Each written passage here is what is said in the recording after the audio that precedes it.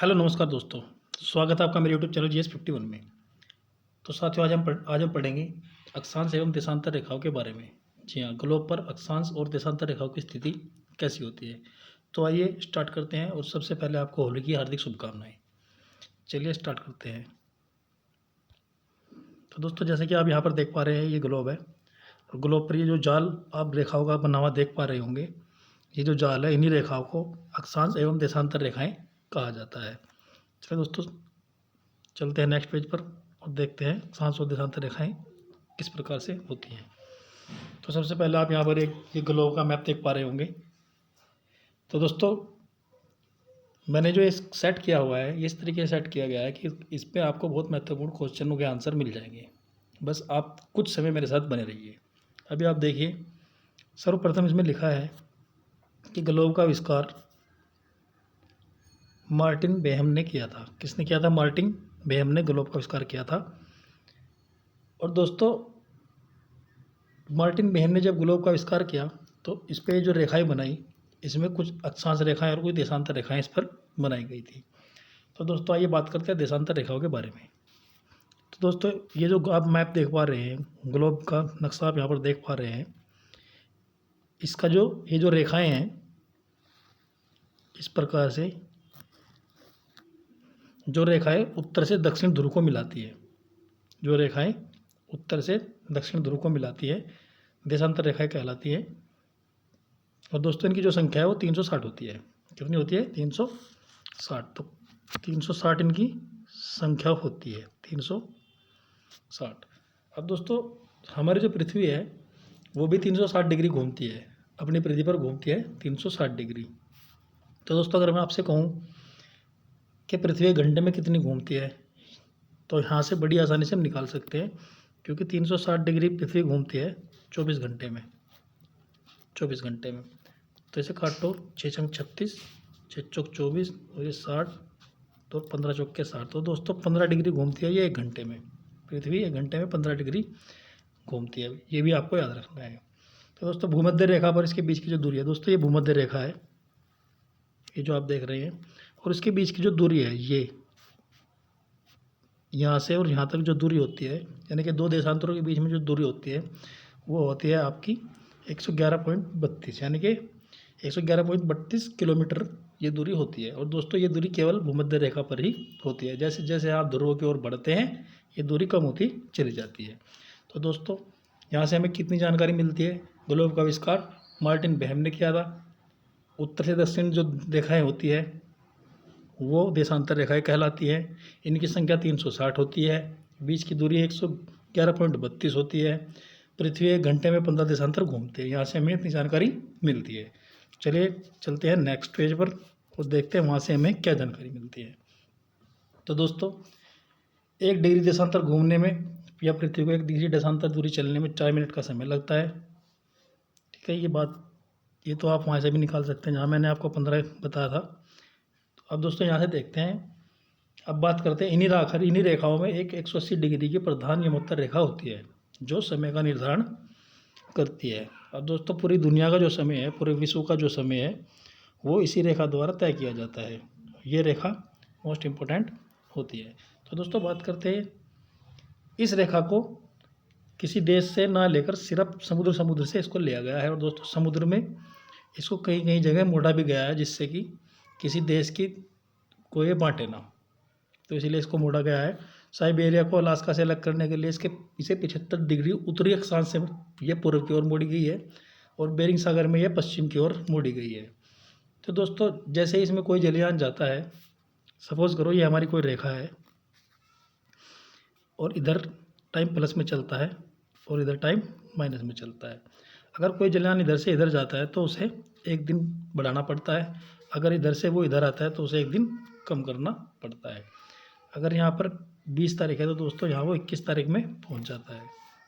तो यही कंडीशन होती है और इसी से समय का भी निर्धारण होता है। जैसे भारत का समय अगर मैं बात करूँ, 82.5 डिग्री से लिया गया है, जो इलाहाबाद के नैनी से उत्तर प्रदेश से गुजरती है। ये 5.5 डिग्री जो है आगे है। तो दोस्तों अगर हम बैक जाएंगे और इधर चले जाएंगे तो ये समय घटता चले जाएगा। चलिए तो दोस्तों यहाँ से इतनी जानकारी मिलती है। बात करते हैं मानचित्र पर अक्षांश और देशांतर रेखाओं का प्रयोग जो है सर्वप्रथम यूनानियों द्वारा किया गया था। तो दोस्तों मोस्ट इम्पोर्टेंट तथ्य मैं आपको बता रहा हूँ, मानचित्र पर अक्षांश और देशांतर रेखाओं का जो सर्वप्रथम प्रयोग किया था वो यूनानियों द्वारा किया गया था। चलिए नेक्स्ट चलते हैं। अब बात करते हैं अक्षांश रेखाओं के बारे में। अब देखिए दोस्तों, अक्षांश वो अभी हमने देशांतर रेखाओं के बारे में पढ़ा, उनकी संख्या 360 होती है, बीच की दूरी 111.32 होती है। अब हम अक्षांश रेखाओं के बारे में पढ़ते हैं। दोस्तों ये जो हमारी अक्षांश रेखाएं होती है, ये हमारा उत्तरी अक्ष है और ये हमारा दक्षिणी अक्ष है। ये उत्तरी, ये दक्षिणी। तो दोस्तों होता क्या है, ये जो इस प्रकार से रेखाएं अक्षों पर पड़ी रहती है, जो अक्षों पर होती है, इनको हम अक्षांश रेखाएं बोलते हैं। और दोस्तों इनके बीच की दूरी हमेशा बराबर रहती है, इनकी दूरी कभी कम या ज़्यादा नहीं होती। तो दोस्तों इसके जो बीच की दूरी होती है वो 111 होती है, 111 किलोमीटर। इसके बीच की दूरी हमेशा यही रहती है। अब दोस्तों बात करें ये रेखाएं खींचते कैसे हैं। तो दोस्तों इन रेखाओं को जो है हमेशा पूर्व से पश्चिम की ओर खींचा जाता है, पूर्व से पश्चिम की ओर इन रेखाओं को खींचा जाता है। दोस्तों क्वेश्चन सीधा आपसे ये पूछ सकता है कि ग्लोब पर अक्षांश रेखाओं को किस दिशा से किस दिशा में खींचा जाता है, तो आप आसानी से इसको बता सकते हैं कि ग्लोब पर रेखाओं को पूर्व दिशा से पश्चिम की ओर खींचा जाता है। अब दोस्तों अगर मैं बात करूं इसी के विपरीत, ये हमारी भूमध्य रेखा है। सपोज करो थोड़ी नीचे है, परंतु सपोज करो ये हमारी भूमध्य रेखा है। तो दोस्तों भूमध्य रेखा जो है ये इसके विपरीत खींची जाती है और ये पश्चिम से पूर्व खींची जाती है। तो जो भूमध्य रेखा है या विषुवत रेखा है, यह पश्चिम से पूर्व खींची जाती है। तो दोस्तों यहाँ से ये दो फैक्ट हमें पता चले। अब चलते हैं नेक्स्ट। पृथ्वी की जो परिधि है वह भूमध्य रेखा पर 40,076 किलोमीटर है। कभी कभी 75-70 भी आता है, लेकिन 40,076 या 75 किलोमीटर है। और दोस्तों ये भूमध्य रेखा से इसकी परिधि की मैं बात कर रहा हूँ।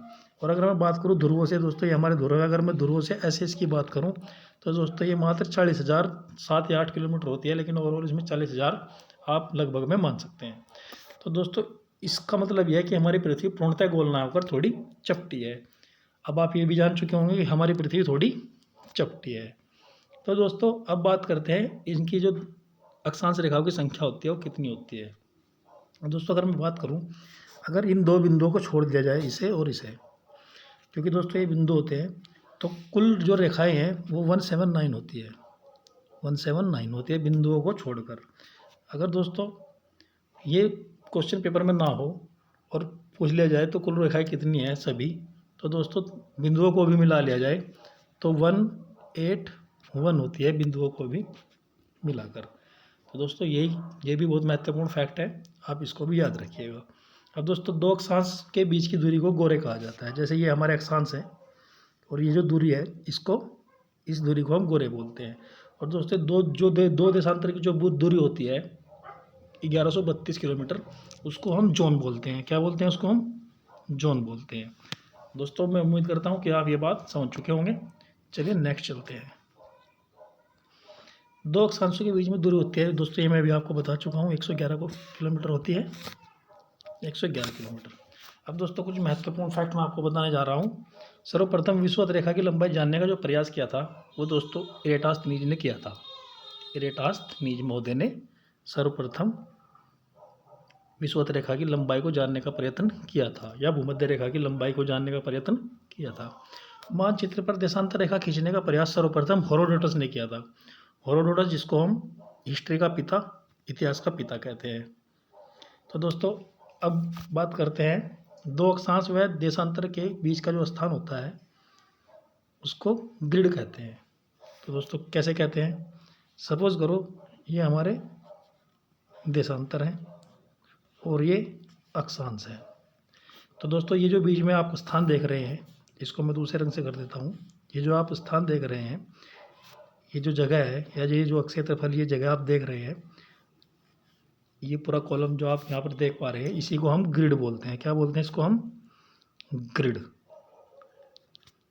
तो ग्लोब पर यह स्थान ग्रिड कहलाता है। मैं उम्मीद करता हूँ दोस्तों आप ये बात अच्छी तरीके से समझ चुके होंगे। अब चलते हैं नेक्स्ट पेज पर।